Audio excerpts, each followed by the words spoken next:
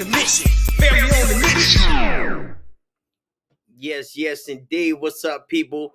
Today, man, we got a special guest, man. You already know this, the Fan Mission Podcast, and something exclusive today. So I'm gonna bring him in a party and let him introduce himself and say what's up to everybody. You know what I'm saying? What's going on? What's going on, fam? What's up? What's up? Man, why don't you go ahead and tell the people who you are and where you from? KG Wilson, uh, originally from Chicago, came up to Minnesota around about 2000. Uh, I am been an 18-year national peace activist. I'm the spokesman for United in Peace Inc. Minnesota, president and founder of Hope Ministries, and spokesman for the Sherez Jones Foundation, which started in 2007 after one of my close friends, 14-year-old daughter, Sherez Jones, was murdered. And so I just been here, man. You already know most of that. But for those that don't know, I'll just let them know. Okay. So you say you originally from Chicago? Yes, sir. Okay. So how was it there growing up in Chicago? Well, you know, Chicago is a huge place, and Chicago also has different suburbs surrounding it. Me personally, I was raised in a foster home. I'm not going to go real deep into it, but I was raised in a foster home. And for those who also probably was raised in a foster home, they can probably identify with me. Okay. I can't say that it was always nice, because it wasn't. One thing I can say though that I was blessed is that my foster parents that was there were believers, and they were of faith, and they introduced me to God, and grew up in the church, and that was a blessing to me, because I don't think I would be here today. Uh, Later on, years later, I ended up moving down to a place called Southern Illinois. It was down close by St. Louis. And down there, I think that's when I really kind of experienced the difference in race.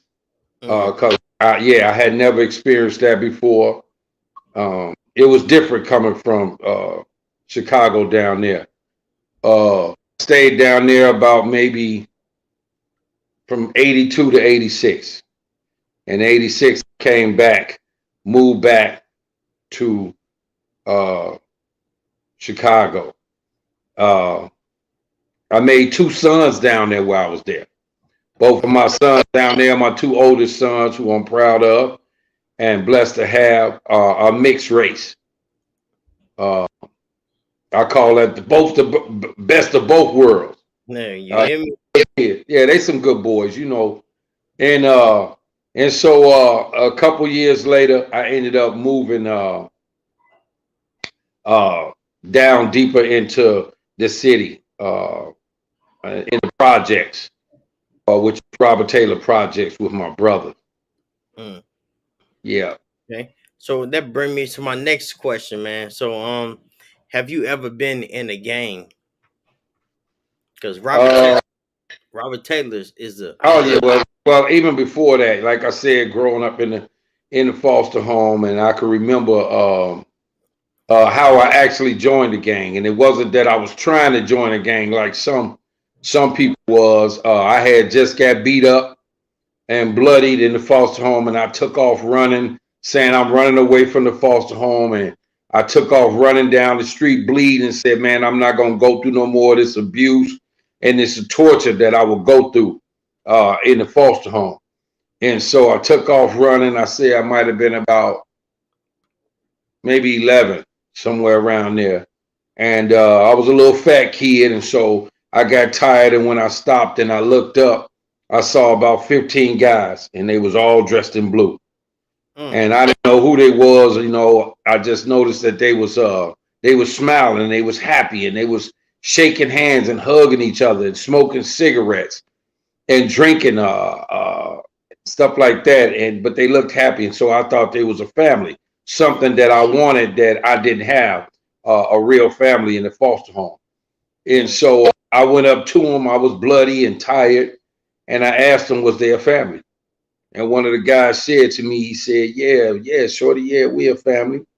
And I was like, "Man, well, I don't have no family. I'm in this foster home," and told him the script, what was going on with me, about me getting beat up and all that. And I asked him, could I be in their family?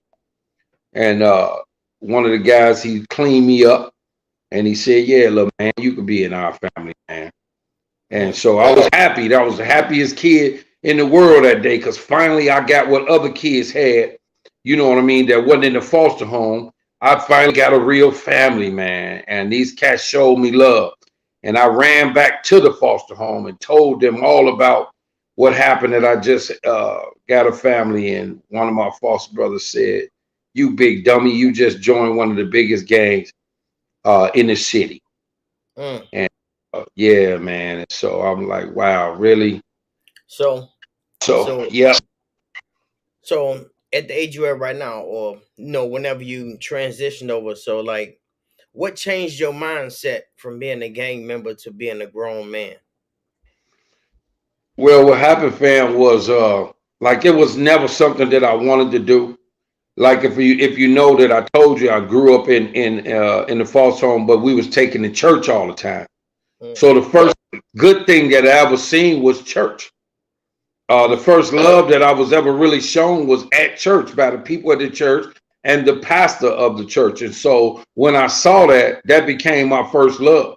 And so as a child, I wanted to be a pastor. And then the Mm. first music and the only music we could listen to in this fall song was gospel music. So I Mm. wanted to be a gospel singer. And because I was different than the other kids, first of all, I had what they called the foster kid disease. So that Mm. meant no kids would play with me. If I sat on the sliding board, they wouldn't sit on that sliding board. It was my sliding board. Mm. If a ball touched me on the playground, it was my ball because nobody didn't want to get the foster kid disease because they heard your mom and your dad won't want you and you'll end up in the foster home. So I had that disease already.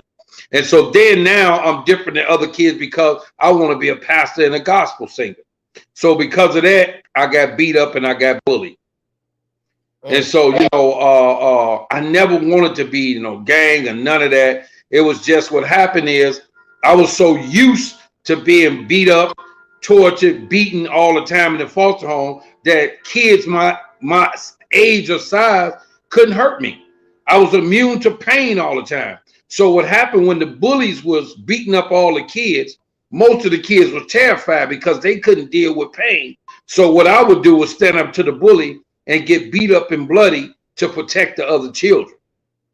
Mm. And so what happened, and so what happened was I ended up one day standing up to this one bully, and I won. I was scared to death, but I won the fight. I put him in a headlock. I think you read that story, bullies that was wrote. And and after that, that triggered off I'm a tough kid now. All the tough kids got to fight me. And one thing led to another, man. I'm a tough kid. Now I'm hanging around with other tough kids who are actually in gangs and actually gang bangers, and from there, I just started the gang bang with them. And you know Mm. what I mean? And so then a So, lot of the kids that was scared, that was my friends, I actually was a part of the gang to protect them so nobody wouldn't bother them. mm. So that was another thing too. Mm. Damn, that's deep. Like, and I Yeah. know because when you were in Chicago, growing up in Chicago, my story is similar to yours. But so other than the preachers and the gospel music, who inspired you to be who you are right now today? Well, my mentor, both two of my top mentors, well, I'm going to say three because first I got to say that pastor that I was telling you about. His name was Reverend Harris. Mm-hmm. That was my first mentor, and then Malcolm X, Martin Luther King. So Okay. I kind of look at myself as being like all three of them into one. Hmm. Okay. Okay. So for the people that don't know what you do, you do a lot of things in the community and helping people out in the Minneapolis community, right? So I want to ask you, since you started your journey, how many deaths you think you heard about? Like that I you lost, I lost count. I lost count a long time ago. There was no way. I'm talking about. I've been a national peace actor for 18 years. I'm talking about in just 1 year, I lost count.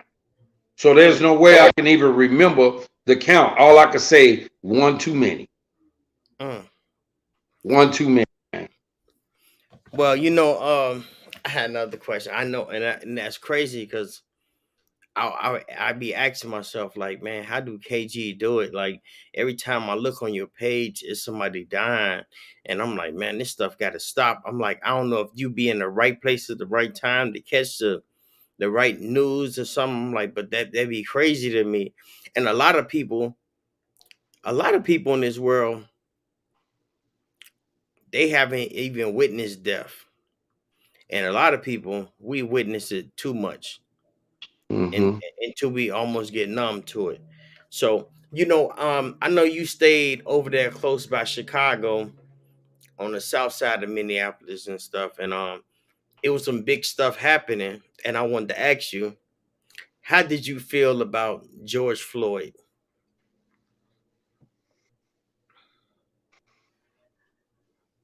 That right there is that was to me something. I'm gonna have to say something that me personally wouldn't have happened if I would have been there. Mm, That particular store, Cup Foods, I live right across the street. You remember that? mm-hmm, I live right across the street from there. My daughter's mom worked at the store right across the street from there. She was the manager there. Everything I did with my phone and everything else was at that store. So most of the time that I was over there. Uh, my relationship and who I am in the community, who I've been for these years. I don't care what police or whoever they was would have seen me, and that wouldn't happen that way. I'm somebody who would have stopped that in the beginning. I'm somebody who would have been able to tell George, man, stop. mm, Stop, man. Stop acting like that. You know what I mean? And he would have listened to me and said, "You right, Mr. KG, man. Yeah, you right." I would have told him. You know what I'm saying? Before, because we all see what happens is what we do as a people, we always look at what happened in the end. mm-hmm, Okay. But we never look at what led up to that. And like I tell people all the time, we can look at George Floyd or any other person that something happened to, but if we don't tell people how that happened, what led up to that, especially like children, then all they can see is what happened in the end, but they lost to how it happened, which is dangerous because that means the same thing can happen to them because they don't even know how it happened. mm. All they saw was the end of it. But like I said, man, Minneapolis has not been the same. That changed everything after that happened, man. A lot of people I call opportunists destroyed, tore up the community. That's not what you do. You rebuke, you try to fix things. You don't make things worse than they are. Me as one of the community leaders there at the time, I wasn't at the table when they were planning to do this type of stuff because I would have said no, not to do that. You know what I mean? A community is already hurting and messed up as it is already. We never want to mess up our resources. You feel me? Mm-hmm. People lost jobs. I was out there feeding. You saw it, Monty. I was out there feeding people. All of the stores were closed. Seniors couldn't get their medication. See, this is the type of stuff that people not talking about. I was taking food to the seniors' home, cooked meals to their home because they couldn't go to no grocery store. Mm. So it was a lot going on, man, at the time, of this happening. A few people lost their lives even behind that.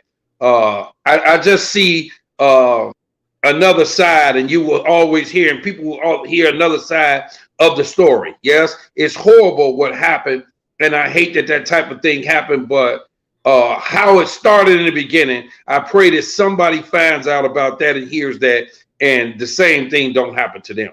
That's what I continue to say all the time when I talk to the youth, anywhere I go. If this question comes up to me, I tell them the same thing, man. I'm really upset because I think people handle things the wrong way, and the city is just messed up right now, man. And so my prayers continue go out to his family. You know what I'm saying, and even the people there at the store, man, because their business is not the same, man. That was our community business over there. Just things just changed, man. Actually, and I'm gonna say this to you real quick. Actually, where there was a mural up of George Ford on the side of the building, that was supposed to be a mural of me. Before that happened, they were gonna paint a mural of me up there.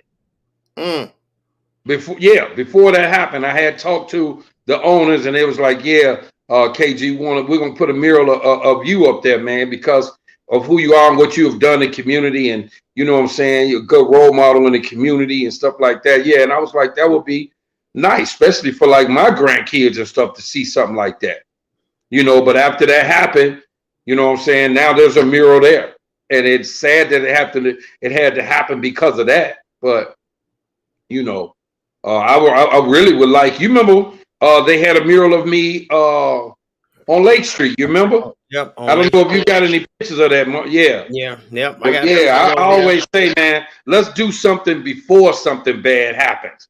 Don't wait till I'm dead and gone, man, and do something. And I thank you so much for doing this interview. Tomorrow I ain't promised. I might not make it tomorrow. I might not be here next week. But now, since you did this interview, people get to see me. People get to meet me and hear from me, man. And this is a really emotional and tragic time for me right now. Yeah, that's deep, man. Can you read the messages down here? I know they tiny. No, they probably too little, man. All right. So from your experience, right? Like being in the gang, like, and kids, if they feel like they ain't got no love, no family, would you tell them it was worth it to be in the gang? Like, what would you tell them otherwise? Like, from your experience, what would you tell them? Me personally, I would never tell them that. I would never tell them that.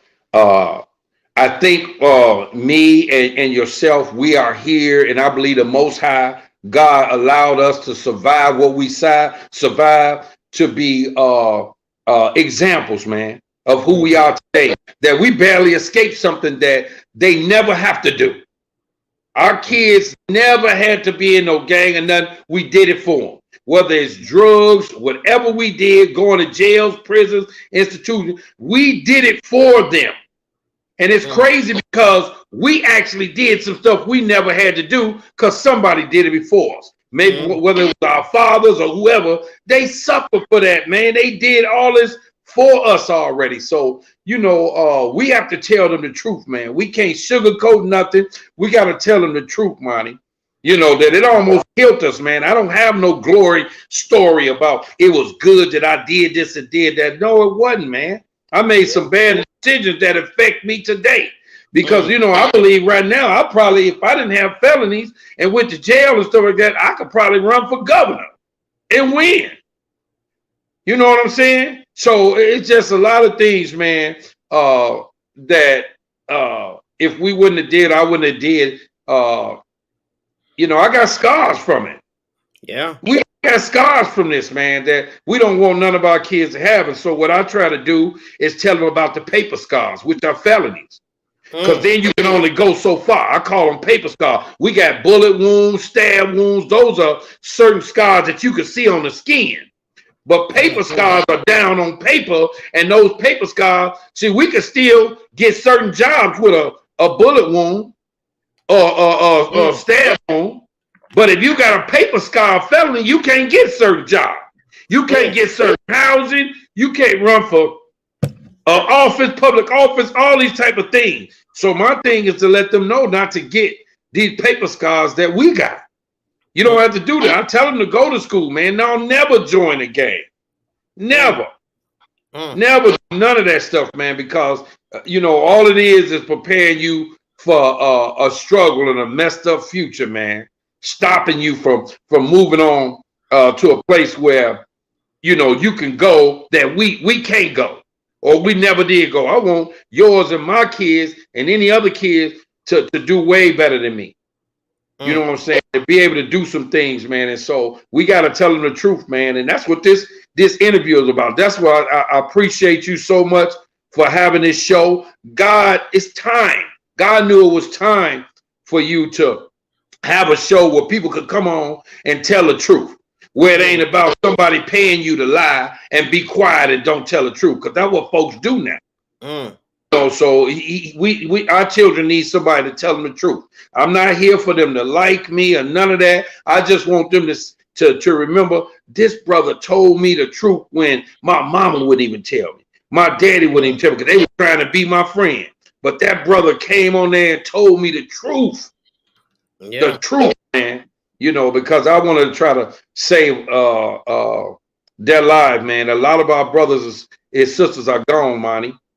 You know what I'm saying? Because they believe some lies. They believe some lies and it killed them. They believe some lies and some of them is never getting out of prison.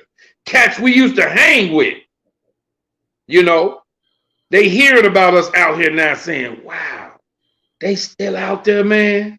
Yeah, man, because I believe in the lie and we sat down and listened to somebody who told us and gave us a life-saving truth. So, on that note, at the age you at right now, what would you say to your 16-year-old self? Man, read. Oh. Read, and read, study, man. If it was internet, the gift that they got today is internet. The greatest speakers and the greatest messages are on the internet, man. I'm actually listening to brothers and sisters who I wasn't even born when they were speaking.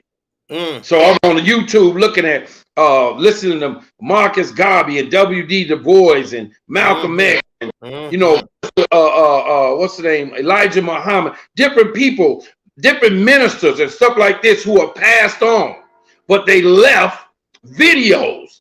That's what we're doing right now.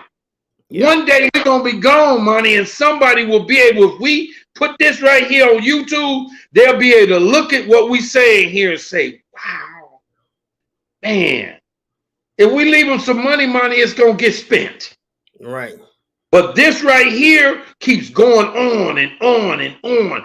Thousands and millions of people can watch the videos and listen to our message, man, of hope and healing and being overcomers, man. You know what I'm saying? Survivors, man, of what I call the ghetto Titanic. Some of the people sank and drowned. But for some reason, the Creator, God himself, allowed us to be survivors of that ghetto Titanic because somebody had to tell the story. So and that's what's going on right now.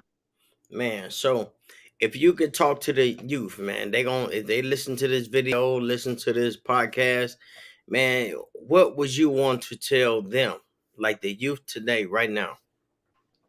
I would tell them, like I said, it's so much garbage on the it's so much garbage on the internet right now that our youth are watching.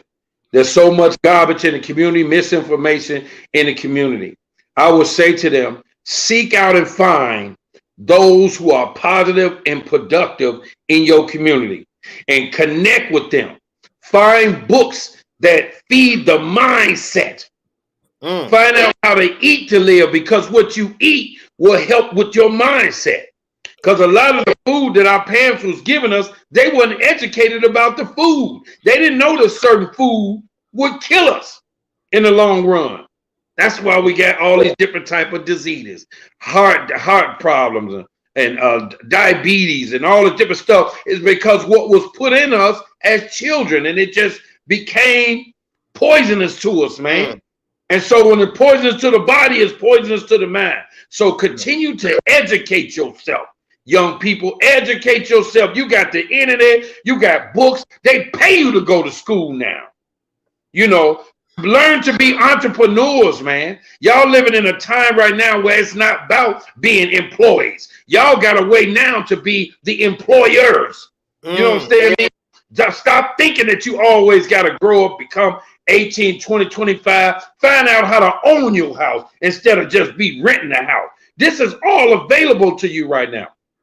They got books out that you can read about that. They got seminars and workshops about all this right now for y'all to go to. So all this is available to y'all that we didn't have.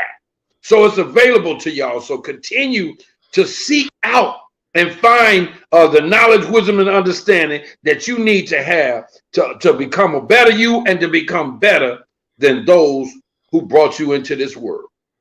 That's what I would say to them. Man, well, that was connect with God, man. Connect with God and stay connected, because that's your power source. Because you're going to deal with some spiritual wickedness out here. You understand me? So the word says we wrestle not against flesh and blood, but against rulers of the darkness. That means it's not about what you see. It's spiritual. And some of it we're not made up to deal with. So you're going to have that connection with God. He got our back. All you got to do is trust him.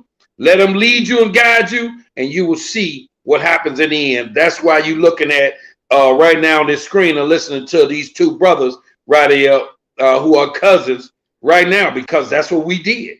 We connected spiritually with our God. We might have disconnected at one time, but we reconnected with him. And so if you are disconnected, reconnect. Well, let me give praise to God. Let me hear. Man, we gotta give praise to God.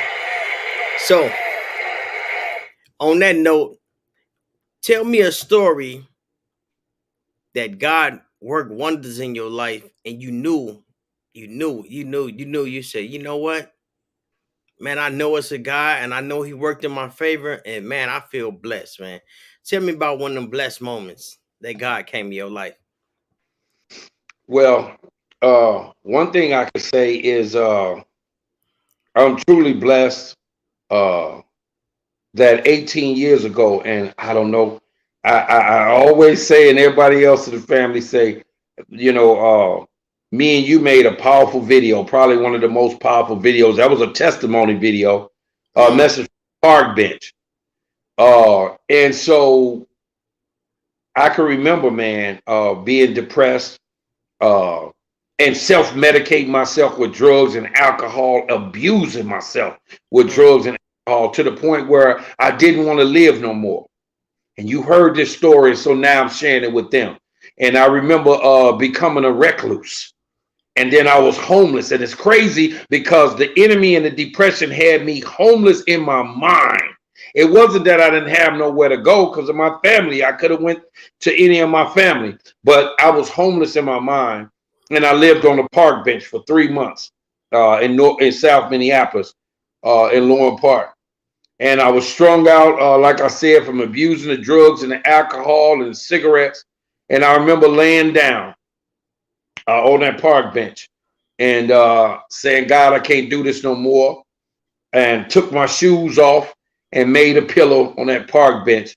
And I said a prayer before I went to sleep and said, God, let me die in my sleep. I woke up that next morning. I was angry, like, God, why you wake me up? Why you let me have to go through this all over again? And I said, it must be a reason why you did this. I said, well, God, I tell you what, if you will clean me up, if you will deliver me right now from the drugs, the alcohol, the cigarettes, the hurt, the pain, the depression in my life, I will start back up Hope Ministries that I started in 91 in Chicago. And I will go back out into the communities and help people heal from the things that you helped me heal from. And God delivered me, Monty. You've heard this before. I shared this with you. We had a video out, and God delivered me from all of that, man. And I suited up in camouflage because I was a soldier in the army of God. Mm. And so I went out into the communities. As you know, you was out there many times with me. I think we might still have some videos on YouTube of us out in the community.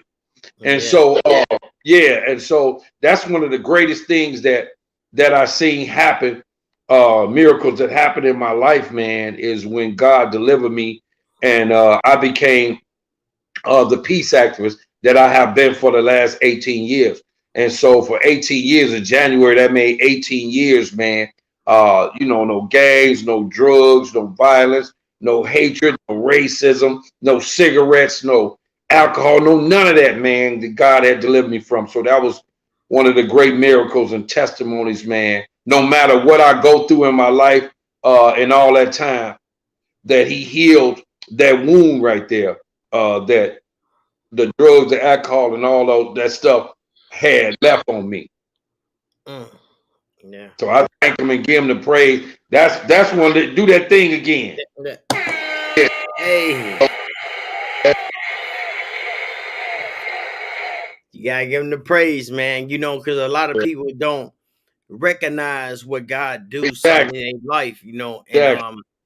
and you know, this the Fan Mission podcast, so we gotta know what I'm saying, a family on the mission. So the family be on a major mission, and we Right. can't be on the mission without God. So you know what I'm saying, don't Right. forget that. So Right. yeah. So we already 30 minutes into this hour of power. This is what I call it, my hour of power. And 30 minutes just to get to know you. And then I'm gonna give you a 30 minutes and you know what I'm saying, let you do your thing, man. And first of all, so I want to say my condolence, you know what I'm saying, to you. You know, and it was a sad thing that I heard about your granddaughter. So do you want to share the story to the people about your granddaughter? Because the things that happen, like people still ain't been, you know. Yeah. So tell me a little bit about it, man. How you feel? So First of all, you can tell her name in a yeah, situation, and then you tell about how you feel about it. yeah. So my granddaughter, 6 years old. Her name's Anaya Allen. Um, one of the most beautiful little precious angels that you would ever meet in your life. Uh, just sweet, just the definition of forgiveness and love. If you was to look up love and forgiveness and family, man, in the dictionary, you'll be a picture of her. Mm, Just precious, man, just an angel that you, one of them children that you would just fall in love with as soon as you seen them. mm, Uh, so last May, her mom, uh, I believe they had went to the lake first, and the craziest thing about that is me and one of my coworkers had chose to just chill out and go to the lake ourselves, and we went to the same lake, but we missed them by about 10 minutes. mm, And I still say that if I would have saw her, that knowing Anaya and how me and her were, she would have said, I want to go with Papa. And she would have jumped in a truck with me and been with me that day, mm, you know. So anyway, they had left the lake, her mom and them, and they went back over north where they lived around 36 and Penn. And but I think they had stopped and got some McDonald's first. And when they were leaving and they came back and was headed home, which is right there around 36 and Penn. Uh, some little gang cats or drug dealers or whatever, man, was beefing. Some people was fighting, and it was just turned into a gunplay. And they happened to be right there in the middle of it somehow, some way. And I was told that my granddaughter, who loved McDonald's, was sitting in the back seat of her mom's car eating her McDonald's. And they got to shooting, and one of the bullets hit my granddaughter in the head. And I was told that they rushed her to the hospital. I was probably the last person to find out because my phone is always dead because I always put it in the car to keep it charged up. But I hadn't answered my phone, and when I finally got to my phone later on, that particular night, I saw a whole bunch of missed calls, whole bunch of missed messages. But I saw my daughter, Curtina, just ask Daddy, where you at? Where you at? And then I saw one message from my daughter, Curtina, which is Anaya's auntie, saying, Daddy, they shot Anaya in the head. And I couldn't believe it. Oh, you know how you can mistype something and it don't say what you're not saying that, but you mistyped it. That's what I'm thinking. I'm like, wait a minute now, she done type some weird stuff here. Because nobody in their right mind would ever think that a 6-year-old baby would be shot. Never. Especially this child. Never. And so I finally looked at my phone and I saw all of these messages from everybody, man. People who I haven't even talked to, just for, are you okay? Are you okay? What? For what? What's going on? And I finally got in touch with Tina and they said, come to the hospital. And I ended up going to the hospital, and that's when reality hit me in the face. It was chaos out there in the front of the hospital at North Minneapolis. My family was hurt.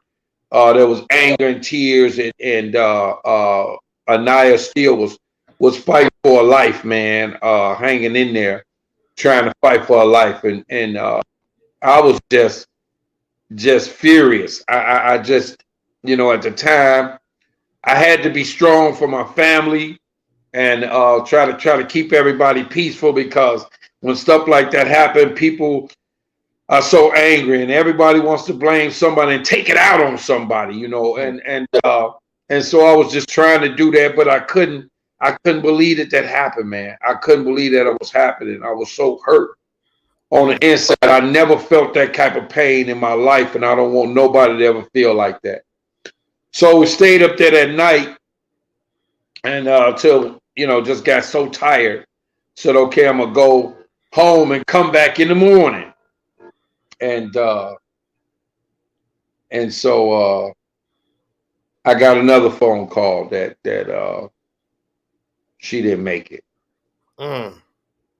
And I couldn't believe that. I couldn't believe that there's no way I'm not gonna see her smiling at me again. That I'm not gonna go pick her up on Fridays, man, no more. Take her to McDonald's, buy her shoes, just whatever she want. That's my heart, man. Man, I can't, Monty, I can't explain that. I can't say what that feels like, man. That now I gotta go up to this hospital with my family. And I left and came to the hospital. My family's there. Everybody's crushed. There's people out there, man. There's every news in the city is there waiting for me. And I couldn't talk to them. And, I've always talked to the news. I've always been doing that. At that moment, I couldn't talk. And people was come over saying, KG, the news are over there waiting for you. And I said, hey, I can't talk right now. I can't talk. I was so angry that I forgot that I've been a national peace activist for 18 years, that I was a mentoring the youth, that I was helping kids get out of gangs, helping kids graduate from high school. I forgot all this at that moment, and all I wanted to do was go and get revenge and get whoever did this to my baby, man. Because I couldn't believe that they were still out there. Because, they didn't say they had nobody arrested or none of that. Man, I forgot. And at the time, I didn't care about me, nothing else no more, going to jail, going to prison for the rest of my life. All I could see was my baby in that back seat with her hamburger, full of blood Mm. in her lap. And that's when, man, I had rage, and I just wanted to go over there and just destroy that everything and everybody on that block, man. You know, and I had been looking for my nephew Kip, because I had heard a few things. I had been looking for him, and I hadn't seen him. And it's crazy. Right when I jumped in the truck and was about to pick up my phone and make a phone call, would have been the worst call. He just popped up out of nowhere, came across the street and jumped in the car with me and said, "Unc, I'm staying with you all day." I couldn't believe it, man. And at that moment, I was reminded, Monty, of why I became who I was in the first place. Because it was because of them. Because I wanted my nephews, nieces, my cousins, my kids, my sons, everybody to have a positive family member. And so that was the reminder right there when he popped up.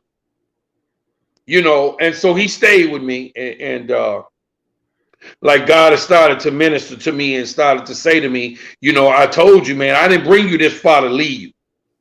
I didn't do what I did for you to become the monster you used to be because of your anger. That's why I changed you, because of your anger.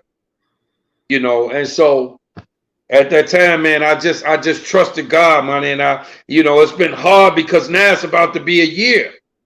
I thought in a couple days that we was gonna get justice. I was saying that to my family. Don't worry, we're gonna have justice in a couple days, man. I didn't know that next month that it'll be a year that she been got murdered and ain't no justice. Well, the internet is a powerful place. So, somebody might know something or know somebody. So on this podcast right here, I'm gonna give you a second, man. What do you want to say to somebody that might know something? Or they might be the person that accidentally did it, if they felt like it was an accident, they might be watching it. What do you want to say to them? I have made a couple videos already. I go from anger and furious and rage to serious emotion and pouring in tears. I have got on here and begged, if you are watching this, that did this, because I was told whoever did this, watch everything I do and everything I say. So if you're watching this today on the Fam Mission Show, with my cousin as a witness, as the host, and the other people that are witness who are watching and listen to me, if you are the one who did this, you got to be tired of running and hiding. Your spirit got to be vexed. The weed, the pills, the alcohol, the drugs, whatever you doing to try to medicate your feelings, to keep you from thinking about what you did, it's not working, man. You got to be tired. There is no drug, no alcohol, no pills, no nothing. The only thing that is going to bring you some type of freedom in your spirit and your mind is justice. It's turning yourself in, making things right with God first, me, my family, and the community that you hurt. Because when you hurt an innocent child, you hurt a whole community. And now those that didn't know about this, because podcasts will go worldwide, hey man, you hurt the world. You hurt the world.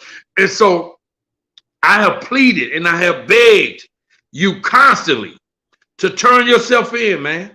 Turn yourself in and make things right. Now, on the other side of that, there's some people who I know who did this.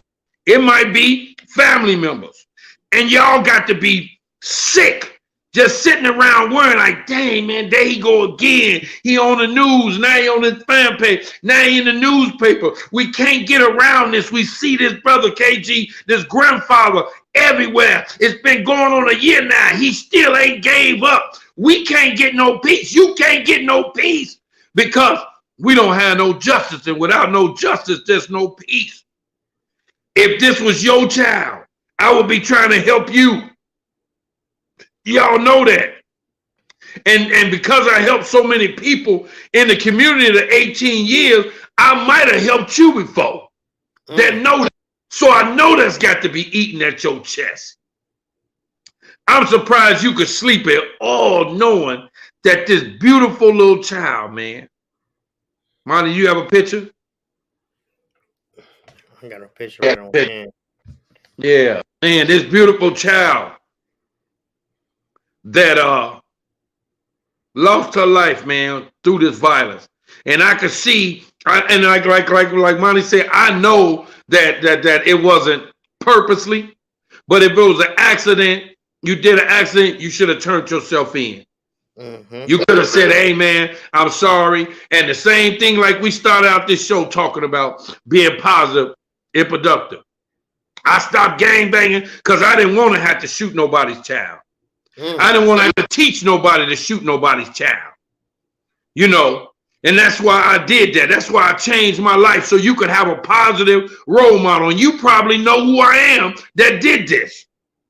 You know, you could have probably went to the school that I went to where I was mentoring kids. I was trying to show you the way. But when you turn away and try to do different than what we tried to show you, when I told you we barely escaped from some things, see, me and my cousin could be you right now. People watching this could be you right now. You understand me? There, my baby, go right there. You know, I know you'll never forget that face. I will never let you forget that face as long as I'm living and as long as I'm breathing. And you know what? You know what? This child that I'm talking about right there, Anaya Allen, probably already forgave you. Because that's the type of child she was. She was an angel. She didn't have no hatred, resentments, spirits in her at all. She probably already forgave you and probably says, Papa, I'm up here with Jesus. I just need you to continue to go on and be the Papa that I knew you were. You were a great Papa to me. I was trying to raise up. I could see you took from us a future community leader, probably a world leader, because I was raising her up to be that, and I was going to have her around people who were leaders in our community. And I was going to teach her the right way. Proverbs 22:6 says, train a child in the way that they should grow, and when they grow old, they will not depart from it. That's the only reason why I'm talking to you right now. So ain't nobody got to tell me that ain't real. That's the only reason why I'm talking to you right now. And so I beg to you and plead with you. I said if it's about the money, you can have everything I own and the reward money. The money means nothing to me because I can't go on with money. That ain't going to help me. If I won billions of dollars, I would still have this same hurt and pain and no justice. I'd still be suffering with a whole lot of money.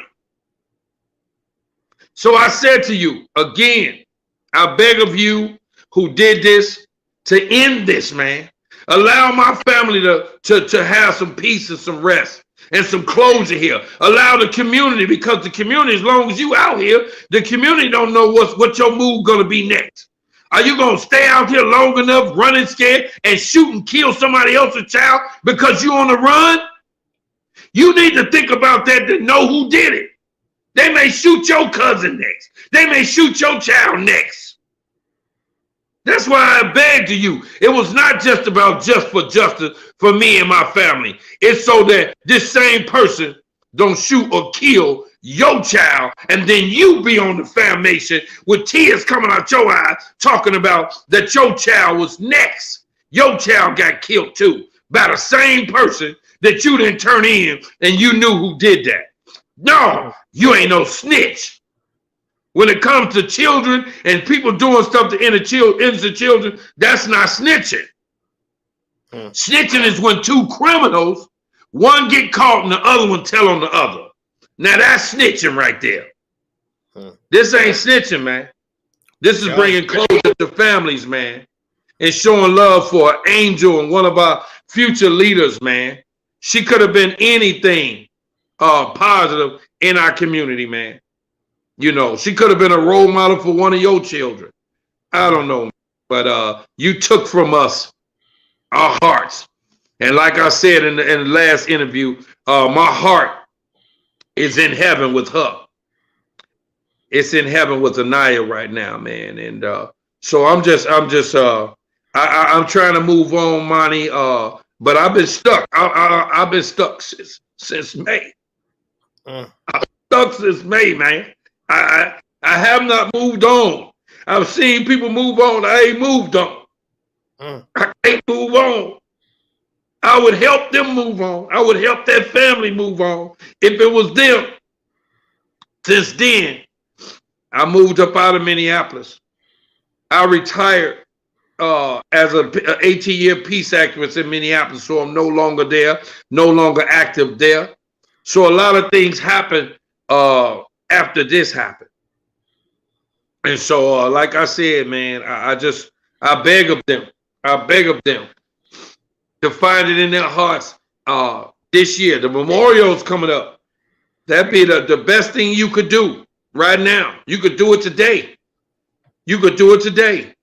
I don't know if Bonnie got a phone number up or whatever. Call somebody. Y'all that know something, call somebody. It shouldn't be about the money. Nobody would have to pay me to turn in the person who shot and killed your baby. Nobody would have to pay me to do that. So, you know, oh man, I didn't know I was going to get like this, but, you know, it hits me in my chest, man. And again, I appreciate that you had me come on here today. I haven't got a chance to really sit down and talk to you, share my tears with you, man, because you're not here and you out of town. I know you'd have been right by my side day one if you was here. I know that for a fact, Monty.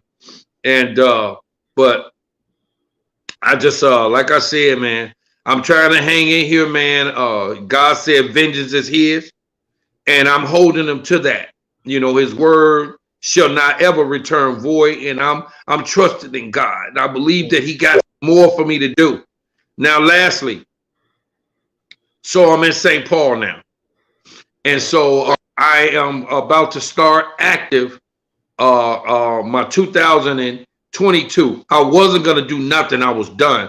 But Anaya spoke to me in my spirit and said to me to continue on, you know, where I am, because that's how she sees me and that's how she wants to remember me. And she wants to smile from heaven down at me, not getting an AK-47 and going over there and shooting up the block, throwing a firebomb in the store, all that crazy stuff that was in my mind, but to see me helping people. And I wasn't able to save Anaya from these killers and these shooters.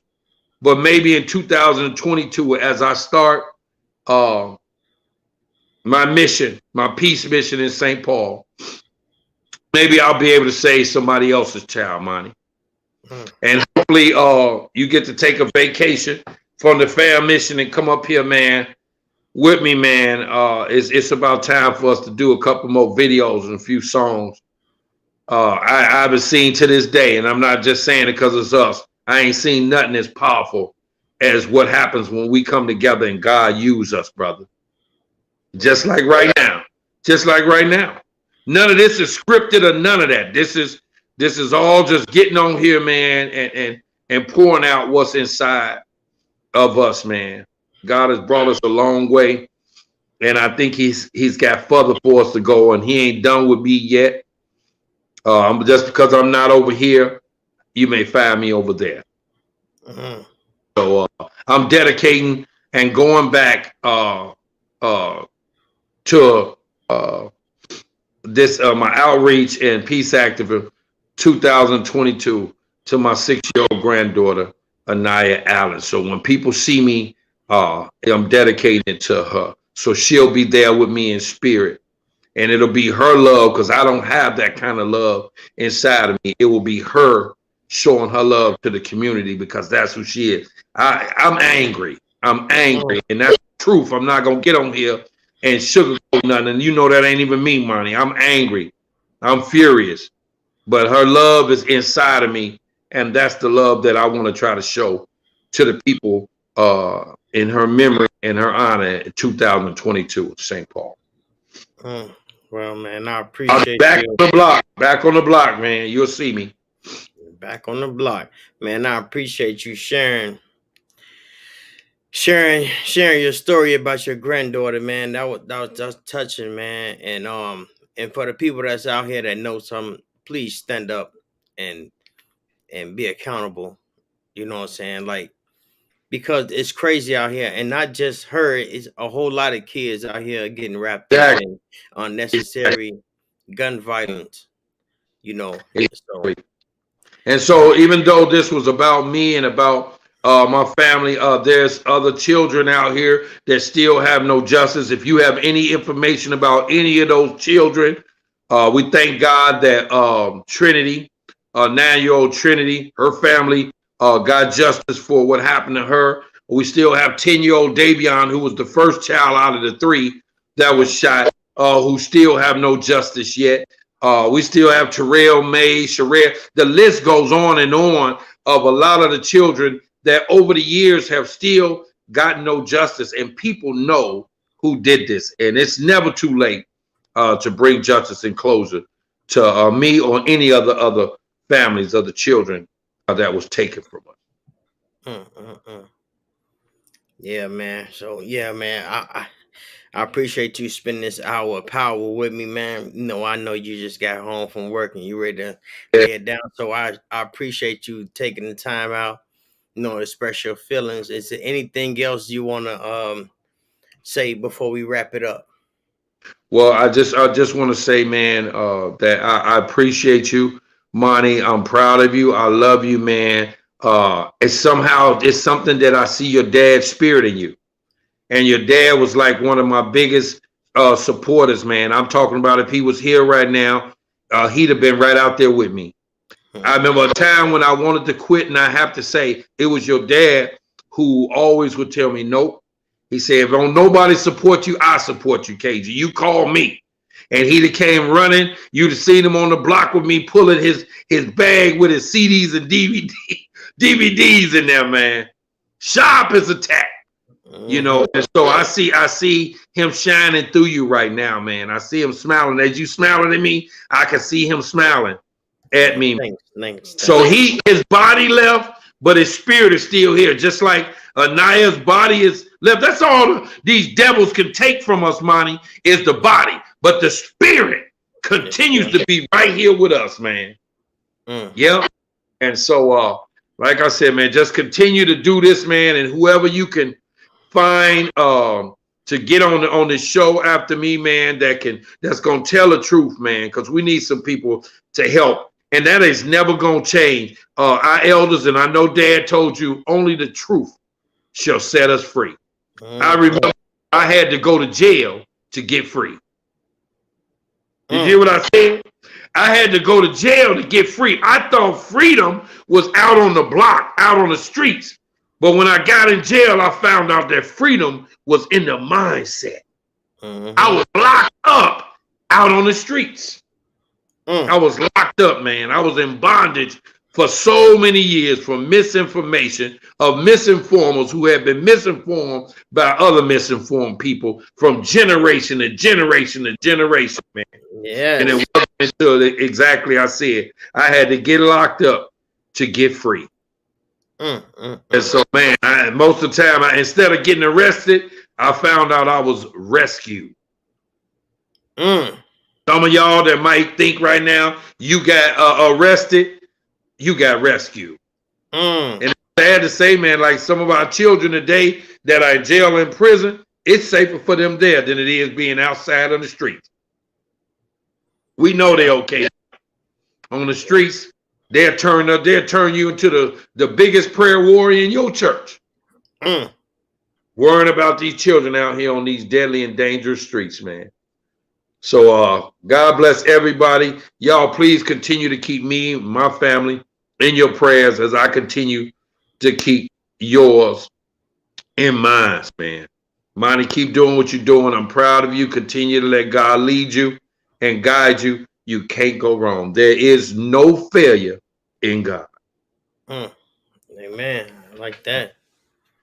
Yeah, man. Well, I appreciate you coming on, man. You go ahead and get you some rest, and I'm gonna holler at you later, man. Much love. Yes, sir. Peace and All right. blessings. All right. Thank you, KG. Yeah. All right. Yeah, what's up? This your boy Monty G at the Fan Mission Podcast. And we just had an episode with my boy KG. Well, I say my boy, my cousin KG Wilson. And if y'all missed the live, man, check out the playback on YouTube. And don't forget to like, share, subscribe, and all that. G staff. And we out.